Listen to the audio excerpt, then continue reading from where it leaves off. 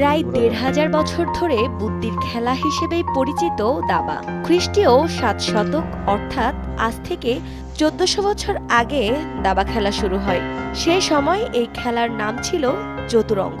চতু মানে ৪ এবং অঙ্গ মানে অংশ। আসলে তখন দাবায় হাতি, ঘোড়া, রথ ও পদাতিক সৈন্য এই ৪টি অংশ ছিল, তাই এরকম নাম। কিন্তু চতুরঙ্গ খেলাটা আজকের দাবা খেলা হয়ে উঠতে অনেক সময় এবং অনেক দেশ পাড়ি দিতে হয়েছে।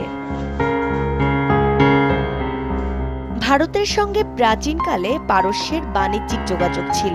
পারস্যের বণিকরা ভারতে এই মজার খেলা খেলতে দেখেছিল, তাদের কাছেও খেলাটা ভালো লেগে যায়। এসব বণিকদের হাত ধরে চতুরঙ্গ একসময় পারস্যে চলে যায়। সেখানে এর নতুন নাম হয় শতরঞ্জ। সেটাও খ্রিস্টীয় ৬০০ সালের দিকের ঘটনা।